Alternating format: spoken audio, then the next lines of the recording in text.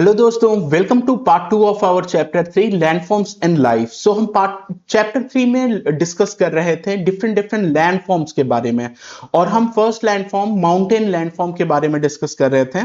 Part 1 में mountain landform के बारे में हमने डिस्कस किया था कि माउंटेन लैंडफॉर्म क्या होता है, वो कैसे डिफरेंट है दूसरे लैंडफॉर्म से, वहां फ्लोरा कैसे हैं यानी प्लांट लाइफ कैसे है, वहां फौना कैसे हैं, कौन कौन से एनिमल रहते हैं। अब आगे डिस्कस करते हैं वहां पे लाइफ इन द माउंटेन, मतलब माउंटेन पे जिंदगी कैसी रहती है। ठीक है, तो ये वाला सेक्शन बेसिकली ह्यूमन सेंट्रिक होगा। So before we start life in the mountain, let's discuss some of the terms जो कि हमें फिर ये कॉन्सेप्ट समझने में मदद करेगा। ठीक है, सो पहला है टेरेन। टेरेन क्या होता है कि अ पीस और stretch of land from the point of view of physical features. तो अगर लैंड के फिजिकल फीचर्स के पॉइंट ऑफ व्यू से कभी भी डिस्कस करते हैं तो जनरली हम टेरेन वर्ड को यूज करते हैं। सो कहीं टेरेन खराब है तो मतलब उबड़ खाबड़ टेरेन है, माउंटेनियस टेरेन है या प्लेन टेरेन है, तो लैंड फॉर्म के फिजिकल फीचर्स से के पॉइंट ऑफ व्यू से अगर लैंड की बात करते हैं तो उस पर्टिकुलर लैंड के फिजिकल फीचर्स के पॉइंट ऑफ व्यू से उसको हम टेरेन कहते हैं। ठीक है, तो टेरेन अ पीस ऑफ और stretch of land from a point of view of physical feature. तो टेरेन लैंड का ही एक जनरल एक दूसरा वर्ड है जो कि हम यूज करते हैं अगर लैंड के फिजिकल फीचर्स के बारे में डिस्कस कर रहे हैं। दूसरा टर्म है वैली का। वैली क्या होती है? A lower area between the hills और the mountain often with mountains often with a river or stream flowing through it। ठीक है, तो वैली क्या होता है कि दो माउंटेन होगा, दो माउंटेन के बीच का रीजन। तो ये वाला जो बीच का रीजन है, दो माउंटेन के बीच का रीजन, जनरली इसी को वैली कहते हैं, और यहां पे नॉर्मली रिवर फ्लो करती है। ठीक है, तो बहुत बार विद द टाइम ऐसे फॉर्म होता है कि माउंटेन नॉर्मल होगा, रिवर फ्लो करती है, river with the time mountain को इरोड करके गहरा और एक तरह से इरोजन से एक प्लेन टाइप का एरिया बन जाता है दो माउंटेन के बीच में, उसको हम वैली कहते हैं। ठीक है, जो घाटी हिंदी में वर्ड कहते हैं। So it is lower area between the hills और mountains often with a river और स्ट्रीम फ्लोइंग थ्रू इट। तो स्ट्रीम एक तरह से छोटी रिवर की तरह, जो छोटी रिवर होती है, जो इतनी बड़ी नहीं है कि उसको पानी का फ्लो इतना ज्यादा नहीं है कि उसको रिवर नाम दिया जाएगा, तो उसको हम स्ट्रीम कहते हैं। ठीक है, सो आते हैं देखें कि माउंटेन पे कैसा लाइफ होता है लोगों का। The mountain terrain is usually rugged and rough. So obviously terrain हम समझ गए क्योंकि अब टेरेन, माउंटेन टेरेन के बारे में बात कर रहे हैं, यानी माउंटेन के लैंड के फिजिकल फीचर के बारे में बात कर रहे हैं। तो क्या होता है? रग्ड होता है और रफ होता है।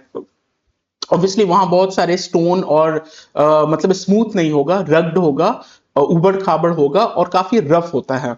ठीक है, and has a steep slope, और बहुत स्टीप स्लोप होता है। तो कभी कोई हिल स्टेशन में गया होगा तो वहां पे नॉर्मली अगर रोड बन गया था तो ठीक है, इनफैक्ट रोड भी बनता है तो या तो वो ऊपर की तरफ जा रहा होता है या तो नीचे की तरफ जा रहा होता है।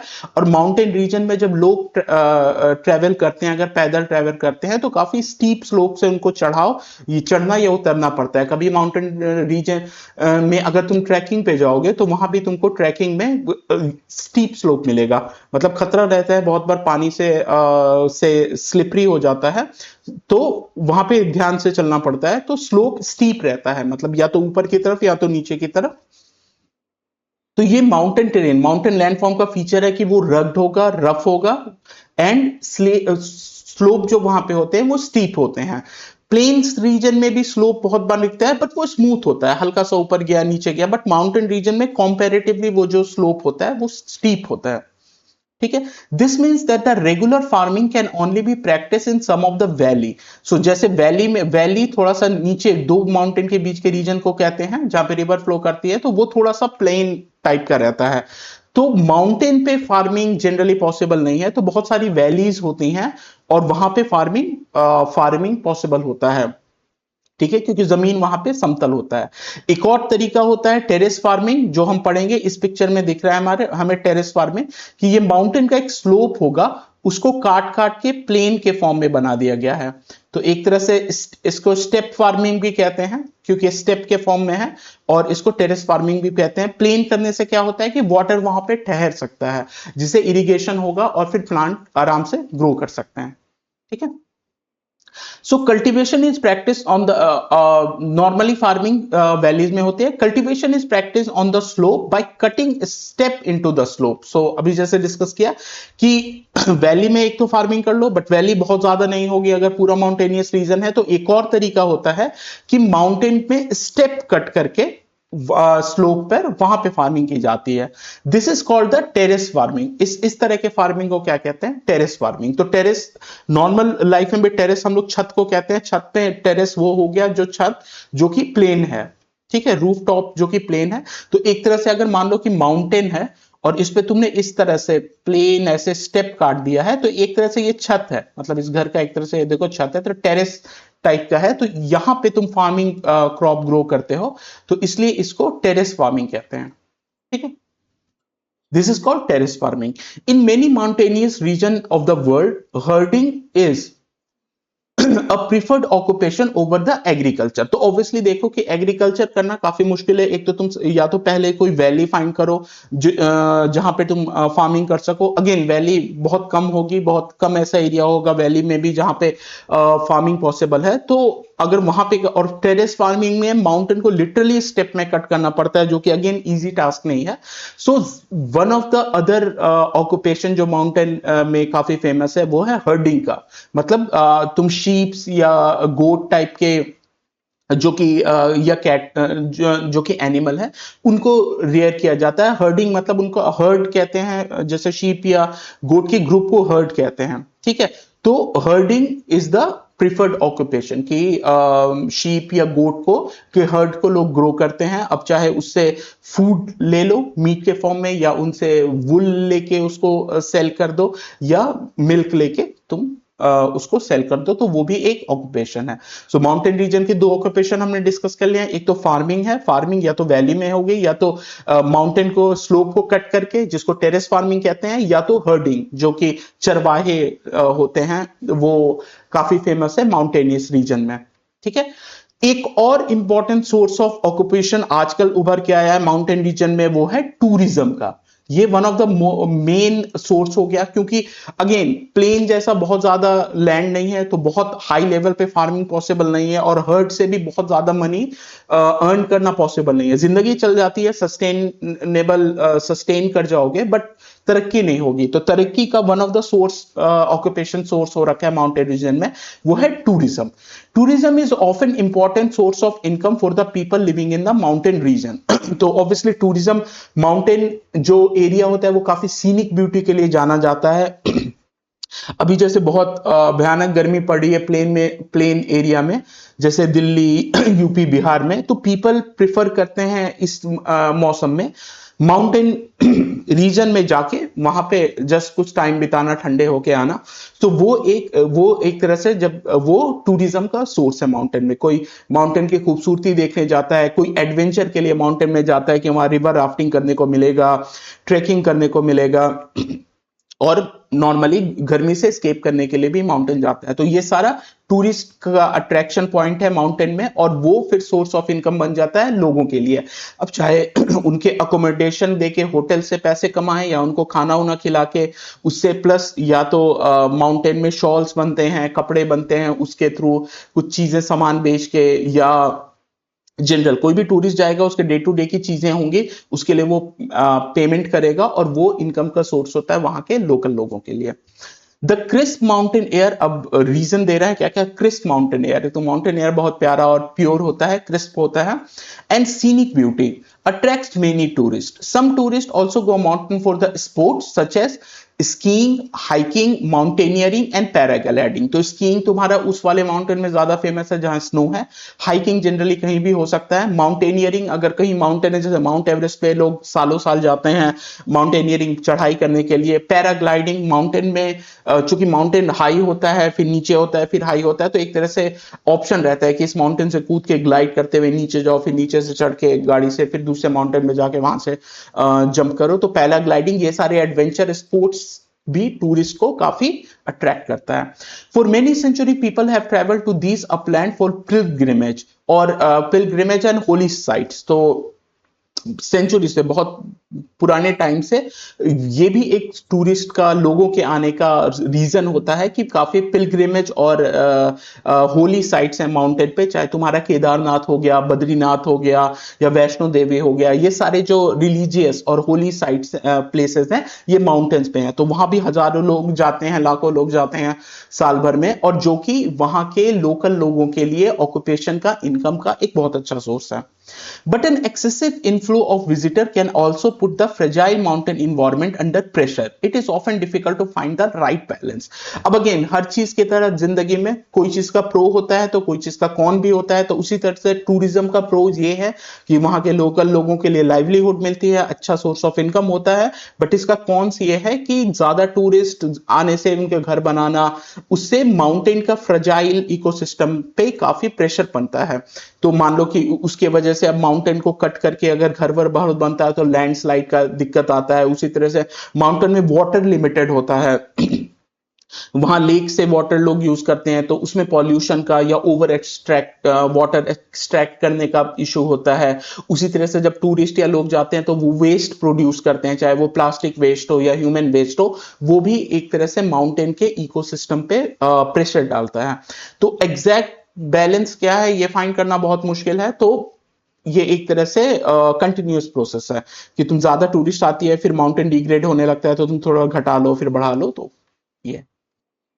ये रहा माउंटेन पे लाइफ, लोगों का ऑक्यूपेशन हमें पता चल गया, जैसे हर्डिंग हो गई, फार्मिंग हो गई और टूरिज्म हो गया। तीन मेजर सोर्सेस हैं लोगों के ऑक्यूपेशन के लिए। अब आगे आते हैं एक जेनरिक इंफॉर्मेशन। बचेंद्री पाल, बचेंद्री पाल कौन है? Started climbing mountain from a young age. तो बचेंद्री पाल माउंटेनियर हैं, क्लाइंब करती हैं माउंटेन। बहुत यंग एज में इन्होंने माउंटेन क्लाइंब करना शुरू कर दिया था। She was the first Indian women to climb mount Everest. तो जस्ट जीके के पॉइंट ऑफ व्यू से एक इंपॉर्टेंट इंफॉर्मेशन है, यूपीएससी में जस्ट आउट ऑफ पूछ सकता है, प्रीलिम्स में कभी आ सकता है कि ये she was the Bachendri Pal was the first Indian women to climb mount Everest. ठीक है, इन 1984 इन्होंने क्लाइंब किया था and was awarded Padma Shri in the same year. तो 1984 में इनको पद्मश्री मिला था एंड पद्म विभूषण से 2019 में इनको सम्मानित किया गया था। उनके अलावा बचेंद्री पाल के अलावा अरुणिमा सिन्हा के बारे में लिखा गया है एनसीईआरटी बुक में। अरुणिमा सिन्हा कौन थी? Lost leg in the accident when she was 22, just 22 की थी तो एक एक्सीडेंट पे उनका पैर चला गया था।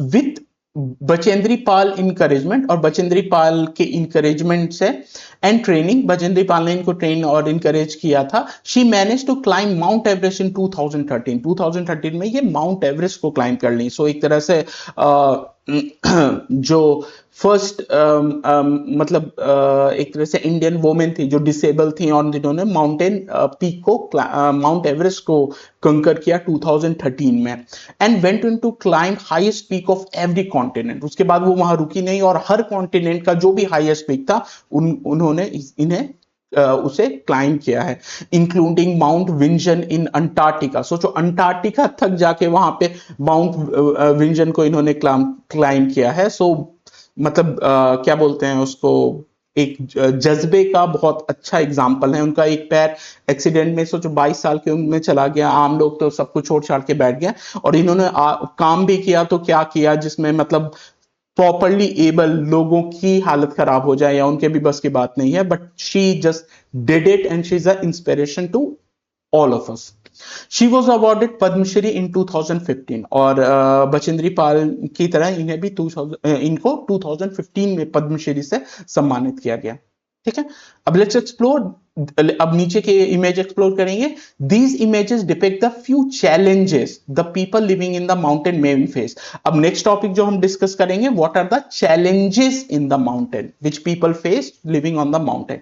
Discuss them in the group in the class and write one paragraph on each. Also discuss why despite many such challenges people still choose to live in the mountain। और ये challenges डिस्कस करेंगे और ये सारी चीजें फिर just आपस में डिस्कस करो। और अगर तुम यूपीएससी एस्पिरेंट हो, कोई डिस्कस करने के लिए नहीं है, जस्ट सोचो, नेट पे सर्च करो, जस्ट आउट ऑफ क्यूरियोसिटी, उससे कॉन्सेप्ट बिल्डअप होगा।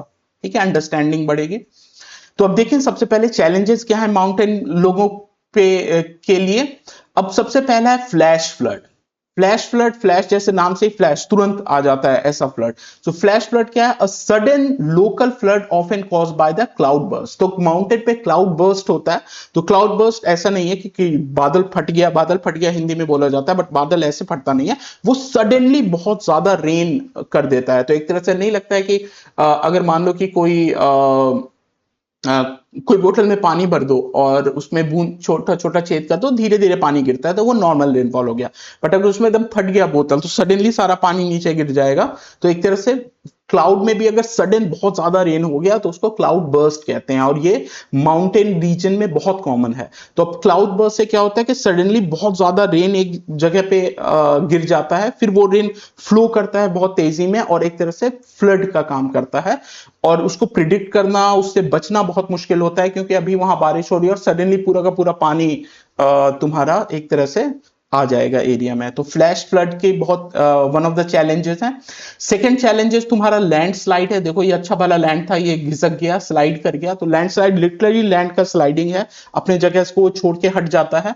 अब उसके लिए बहुत प्रॉब्लम है, अगर कहीं दूर दराज के एरिया में लैंडस्लाइड हुआ तो वहां पे तो बस पेड़ वेड़ डैमेज होते हैं या एनिमल डैमेज होंगे। बट कभी ऐसे जगह पे लैंडस्लाइड है जहां पे नीचे गांव है, तो वो लैंड में लैंडस्लाइड के पूरा डिब्री के नीचे गांव दब जाता है। और अगर मान लो लिटरली अगर क्या बोलते हैं, घर बने हुए हैं स्लोप पे और वहां लैंडस्लाइड हो गया तो वो घर भी साथ में ढह जाते हैं। तो लैंडस्लाइड क्या है? A sudden collapse of the collapse a sudden collapse of the mass of earth rock from the mountain. तो ये भी लैंडस्लाइड भी माउंटेन में एक चैलेंजेस है। तो न्यूज में बहुत बार स्पेशली रेनी सीजन में हम सुनते हैं कि वहां लैंडस्लाइड आ गया, लोगों जान माल की नुकसान हो गया। तो ये भी माउंटेन पे एक चैलेंज है। तीसरा क्या है? एवलांचेस। एवलांचेस जो मूवी में भी बहुत देखे होंगे कि बर्फ गिरने लगी, फिर और ज्यादा पूरा बर्फ का एक तरह से बर्फ का फ्लड आ गया इस तरह से। तो एवलांच माउंटेन पे आता है क्योंकि माउंटेन पे बर्फ गिरते रहता है और किसी भी टाइम पे बर्फ अगर स्टेबल ना रहे तो वो स्लाइड कर जाता है, और स्लाइड करता है तो बहुत बार वो एक तरह से कैस्केडिंग इफेक्ट हो जाता है कि एक स्लाइड से दूसरा तीसरा ऐसे करते करते पूरा का पूरा बर्फ का एक पूरा सेक्शन नीचे स्लाइड कर जाता है। उस स्लाइडिंग को हम एवलांच कहते हैं। तो official definition, a sudden fall of snow ice rock from the mountain side often occurs when the snow starts melting. So snow starts melting में क्या होता है कि जब स्नो मेल्ट करने लगता है तो वो फिर स्लिपरी हो जाता है, स्टेबल नहीं रहता है, और वहां पे फिर एवलांचेस के चांसेस बढ़ जाते हैं। तो एवलांचेस में तुम्हारा स्नो आइस भी तुम्हारा सडनली गिरता है, फॉल करता है, और उसके साथ ऑब्वियसली माउंटेन पे रॉक्स बहुत होते हैं तो वो भी उसके साथ बहुत बार स्लाइड कर जाते हैं। तो इसको एवलांच कहते हैं। तो एक ये भी माउंटेन एरिया पे बहुत चैलेंजेस, खासकर जो स्की करने जाते हैं जो लोग, उनके लिए बहुत चैलेंजेस होता है। हमारे जो जवान तुम्हारे माउंटेन पे पेट्रोलिंग करते हैं सियाचिन में, वहां पे बहुत बार तुम सुनोगे कि एवलांच और उसके केसेस न्यूज में आते रहते हैं। उसी तरह से फ्लैश फ्लड आता है, उसके बाद क्लाउड बर्स्ट। तो cloud burst, flash flood cloud burst का रीजन है, बट क्लाउड बर्स्ट भी अपने में एक क्या बोलते हैं, काफी वायलेंट इवेंट है कि सडनली बहुत ज्यादा रेन हो गया, उस बारिश के प्रेशर से भी घर ढह जाते हैं और दूसरी चीजों का, सामान का या दूसरे प्रॉपर्टी का नुकसान होता है। तो sudden rain storm, sudden violent rain storm. तो नॉर्मल बारिश होती रहती है तो उसको क्लाउड बर्स्ट नहीं कहते हैं, बट जो सडनली बहुत ज्यादा पानी अगर बारिश से गिर जाता है तो वो हमारा क्लाउड बर्स्ट है। तो क्लाउड बर्स्ट भी एक तरह से तुम्हारा चैलेंजेस है माउंटेन एरिया में। क्लाउड बर्स्ट के बाद फ्लैश फ्लड आ जाता है, वो भी एक चैलेंजेस है। लैंडस्लाइड, एवलांच, ये सारे चैलेंजेस है। उसके अलावा अनकंट्रोल टूरिज्म भी, जिसके वजह से पॉल्यूशन और इकोलॉजिकल डैमेज होता है माउंटेन एरिया पे। हेवी स्नोफॉल भी वन ऑफ द चैलेंजेस है। बहुत बार फोन के लाइन होते हैं या बिजली के तार होते हैं, उस पर बहुत हेवी स्नोफॉल हो जाता है तो वो गिर जाते हैं, घर का छत डैमेज हो जाता है। क्लाउड बर्स्ट हम डिस्कस कर चुके हैं। उसी तरह से कोल्ड वेदर, अब जनरली माउंटेन पे है कोल्ड वेदर तो अपने में एक चैलेंजेस है कि बर्फ है, हर चीज जमा हुआ है, नहा नहीं सकते हो, पीने का पानी जम जाता है, और जनरली अगर तुम ठीक से अपने आप को वार्म नहीं रखोगे तो हाइपोथर्मिया हो जाता है, बहुत सारी प्रॉब्लम होती हैं। तो ये अपना एक जनरल डे टू डे का चैलेंज तो है ही हमारे माउंटेन वाले एरिया में। अब यहाँ पे क्वेश्चन आता है फिर भी बहुत लोग रहते हैं, तो उसका भी रीजन है कि जो बहुत अपने पास्ट से रह रहे हैं वो तो रह रहे हैं, और बहुत बार पीसफुल भी है माउंटेन, ब्यूटी भी है वहां पे, पॉल्यूशन नहीं है, और जिंदगी थोड़ी काम रहती है वहां पे, चीजें लाइट रहती हैं। तुम हिस्ट्री भी उठा के देखोगे कि माउंटेन पे ना वैसे मारकाट नहीं होते हैं, वॉर वॉर ये सब जब भी होता है तो माउंटेन वाले पीपल इनसे दूर अपना चैनो अमन से रहते हैं, और इस तरह की ज्यादा जो खून खराबा वो प्लेन और समतल एरिया में ज्यादा मचता है। ठीक है, माउंटेन में तुम उतना आर्मी लेके भी नहीं जा सकते हो, तो जिंदगी शांति रहती है। तो इतने खतरा होने के बाद भी लोग जब सुकून शांति या अपने कल्चरल रीजन के लिए या अपने हिस्टोरिक रीजन की वजह से माउंटेन पे रहते हैं। So life form in the mountain has defined positive. अब पॉजिटिव चीजें क्या हैं जिसकी वजह से लोग प्रेफर करते हैं? Pure air to the beautiful scenery, ये लोगों को भी अच्छा लगता है वहां के लोकल्स को, प्लस ये टूरिस्ट को भी अट्रैक्ट करता है।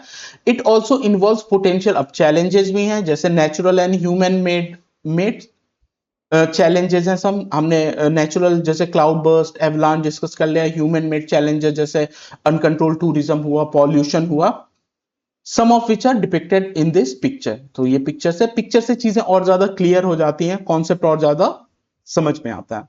ठीक है, तो ये डिस्कस कर लिया, अब हम आगे बढ़ते हैं।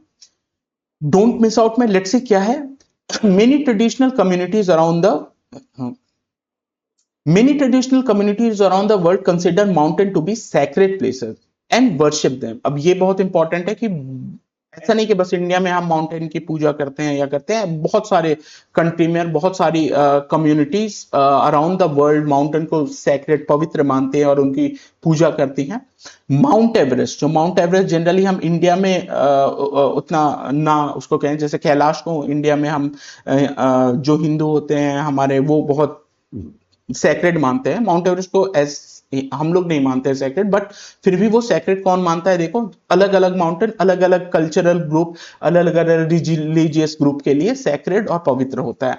सो जो माउंट एवरेस्ट है, जो highest mountain in the world है, 8,849 मीटर का है। अगेन ये एनसीईआरटी में दिया है तो जनरली तुमको याद होना चाहिए। अगर 8,849 नहीं याद है तो 8,800 या मोर देन 8,000 मीटर इतना भी याद कर लो तो एग्जाम में काम चल जाता है।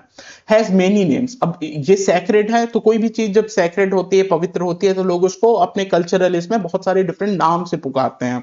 सो क्या क्या है? तिब्बतियंस के लिए खासकर ये सैक्रेड है। कॉल इट चोमोलुंगामा, चोमोलुंगामा, चोमोलुंगामा बुलाते हैं Tibetan, Chomolungma, which means mother goddess of the world. तो तिब्बतियन एक तरह से माउंट एवरेस्ट को mother goddess of the world कहते हैं। सही बात है, सबसे ऊंचा माउंटेन है, पूरे वर्ल्ड का सबसे हाईएस्ट पॉइंट है, तो एक तरह से माँ की तरह है जो पूरी दुनिया को देखता है। ठीक है, इसको चोमुलुंगामा कहते हैं, which means mother goddess of the world, Tibetans कहते हैं, and worship the mountain as such, और वो माउंट एवरेस्ट को वर्शिप करते हैं। इसलिए बहुत बार माउंट एवरेस्ट पे अभी तो चढ़ाई चल जाती है, बट उसको वहां पॉल्यूशन होती है, चीजें होती हैं, तो वो लोग काफी प्रोटेस्ट करते हैं। नेपाली लोग जो होते हैं वो भी उस माउंट एवरेस्ट को काफी सेक्रेट मानते हैं। कॉल इट सागर माथा, सागर माथा कहते हैं Nepali, means goddess of the sky. इसका मतलब गॉडेस ऑफ द स्काई है, मतलब आसमान की देवी, सागर माथा। सिमिलरली जो माउंट कैलाश है तिब्बत में, जो माउंट कैलाश है तिब्बत में, is held sacred by the follower. अब माउंट कैलाश बहुत ज्यादा डिफरेंट ग्रुप ऑफ पीपल के लिए सेक्रेड है। अब देखो, माउंट कैलाश हिंदुइज्म में भी सेक्रेड है, बुद्धिज्म में भी सेक्रेड है, जैनिज्म में भी सेक्रेड है, और बॉन एक एंशियंट तिब्बतियन रिलीजन है, उनमें भी माउंट कैलाश को काफी सेक्रेड माना जाता है। सो माउंट एवरेस्ट पे तो चढ़ना फिर भी अलाउड है, बट माउंट कैलाश को इतने लोग इतना ज्यादा सेक्रेड मानते हैं कि माउंट कैलाश पे के पीक पर चढ़ना अलाउड नहीं है। ठीक है, such reverence for the mountain summit is also found elsewhere in India as well as other part of the world। और ऐसा जो माउंटेन समिट मतलब माउंटेन के लिए समिट मतलब माउंटेन की चोटी के लिए जो वो है, क्या बोलते हैं, रिस्पेक्ट है, रेवरेंस है, वो इंडिया में भी बहुत जगह पाया जाता है। साउथ इंडिया में भी जो माउंटेन हैं उसमें भी बहुत सारे माउंटेन हैं जो सैक्रेड हैं। अब तुम्हारा राजस्थान में देख लो, माउंट अबू है, वो सैक्रेड है। उसी तरह से तुम उत्तराखंड में चले जाओ तो बहुत सारे माउंटेन में, हर माउंटेन को एक देवी से एसोसिएट किया जाता है, बहुत सारे माउंटेन के टॉप पर एक मंदिर तुमको देखने को मिलेगा। सो ये होते हैं। और दूसरे पार्ट ऑफ द वर्ल्ड में भी ये सारी चीजें, चाहे वो तिब्बत हो, वो मंगोलिया हो या एल्सवेयर। ठीक है, अब ये माउंटेन वाला जो पार्ट है वो हम कंप्लीट कर चुके हैं। सो माउंटेन अब क्लियर हो गया, माउंटेन क्या है, कैसे हैं, उनका कल्चरल सिग्निफिकेंस, उस पे challenges and everything. Now let's come to the next type of a landform, that is plateau. तो next type of the landform we are going to discuss is plateau. अब क्या है plateau? Plateau is a landform that rises up from the surrounding land and has more or less flat surface. तो mountain की जैसा ही ये surrounding area से ऊपर होता है, बट इसका जो सरफेस होता है मोर और लेस फ्लैट होता है। तो माउंटेन और प्लेट्यू में यही डिफरेंस है कि माउंटेन राइज करता है बट उसका जो टॉप होता है वो पीक होता है, मतलब या तो कर्वी होगा या पॉइंटेड होगा, बट टॉप फ्लैट नहीं होता है उसका। लेकिन जो प्लेट्यू होता है उसका टॉप वो राइज करता है आसपास के एरिया से ऊंचा, बट उसका जो टॉप होता है वो फ्लैट होता है। ठीक है, and some side are often steep slopes, और कुछ कुछ साइड उसमें स्टीप स्लोप होता है प्लेट्यू में। तो ये बहुत अच्छा जो फिगर था यहाँ पे वो प्लेट्यू को रिप्रेजेंट करता है। तो ये देखो प्लेट्यू एक तरह से आसपास के एरिया से, देखो यहां राइज है, ये आसपास का एरिया तुम्हारा फ्लैट है, इसके ऊंचाई हाइट पर है प्लेट्यू, प्लस एक साइड में इसका स्टीप स्लोप भी है और ऊपर इसका फ्लैट एरिया भी है। सो ये इस तरह का जो लैंडफॉर्म है ये हमारा प्लेट्यू है। तो plateau is a landform that rises up from the surrounding land and has a more or less flat surface on the top. Some of its sides are often steep slope. Like mountain, plateau can be young, old in the terms of earth history. और mountain की तरह plateau भी young हो सकते हैं, old हो सकते हैं। Obviously जो young होंगे थोड़े high होंगे और जो old होंगे वो थोड़े उसमें दूसरा तरह के erosion ज्यादा देखने को मिलेगा। ठीक है, टू एग्जाम्पल ऑफ प्लेट्यू। अब दो एग्जाम्पल प्लेट्यू का, तुम्हारा तिब्बतियन प्लेट्यू है, the largest and the highest plateau in the world. जो तिब्बतियन प्लेट्यू है वो लार्जेस्ट और highest plateau in the world है। एंड डेक्कन प्लेट्यू, तो तिब्बतियन प्लेट्यू तुम्हारा तिब्बत में है, तो माउंट एवरेस्ट के नीचे इंडिया है और ऊपर की तरफ तुम्हारा तिब्बत है। तो तिब्बत एक तरह से प्लेट्यू एरिया है और वो highest plateau in the world है। ठीक है, सो वो एक तरह से यंग प्लेट्यू हुई है। और जो डेक्कन प्लेट्यू है हमारा इंडिया में, जो नीचे डेक्कन प्लेट्यू है वो ओल्ड प्लेट्यू है। तो डेक्कन प्लेट्यू तुम्हारा ये है। तो the highest plateau can very from few 100 meters to several thousand meters. The height of the plateau can vary from, अब हाइट फ्यू 100 meters ऊंचा भी प्लेट्यू हो सकता है और सेवरल 1000 मीटर ऊंचा भी प्लेट्यू हो सकता है। अब तुम्हारा तिब्बतियन प्लेट्यू सेवरल 1000 मीटर ऊंचा है और तुम्हारा डेक्कन प्लेट्यू में कहीं कहीं फ्यू 100 meters ऊंचा प्लेट्यू है। सो जस्ट इसके लिए प्लेट्यूज ऑफ एशिया देख लो। तो ये तुम्हारा प्लेट्यूज ऑफ एशिया में आ जाएगा। तो मोटा मोटी ये इंडिया है, तो ये तुम्हारा तिब्बतियन प्लेट्यू हो गया, जो इससे क्या बोलते हैं हिमालय से ऊपर की तरफ हो गया। और इंडिया में नीचे यहाँ पे डेक्कन प्लेट्यू है। तो अगर मैं डेक्कन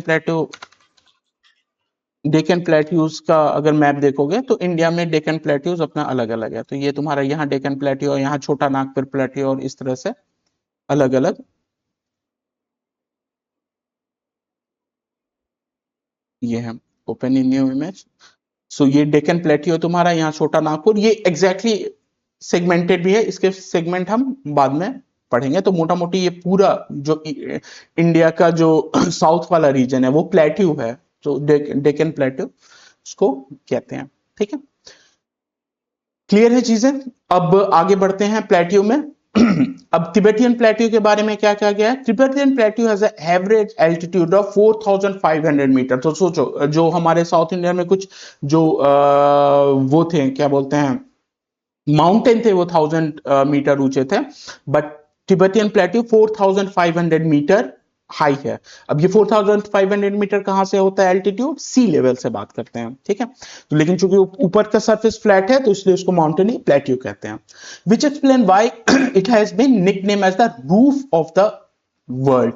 तो इसलिए इसका निकनेम तिब्बतियन प्लेट्यू का रूफ ऑफ द वर्ल्ड है, एक तरह से छत है दुनिया का, क्योंकि ऊंचा है और फ्लैट है, ठीक है, इसलिए उसको रूफ कहते हैं। From east to west it is nearly 2500 kilometre long.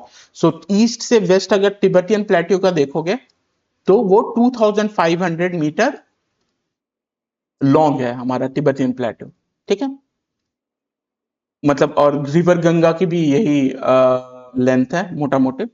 The distance from the Chandigarh to Kanyakumari, ये 2500, जस्ट तुमको एक एग्जांपल दे रहा है कि चंडीगढ़ पंजाब से लेके कन्याकुमारी तक, मतलब केरला में, उतना ज्यादा तुम्हारा बड़ा है तुम्हारा तिब्बतियन प्लेट्यू, और वो 4500 मीटर हाई है, और इसका निकनेम है रूफ ऑफ द वर्ल्ड, इसलिए इसको कहते हैं।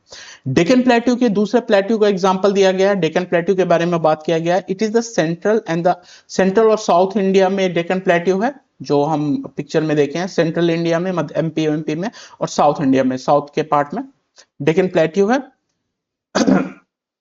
Central south India world and the oldest plateau in the world. So Tibet तुम्हारा यंग प्लेट्यू है, और Deccan plateau is among the oldest plateau in the world.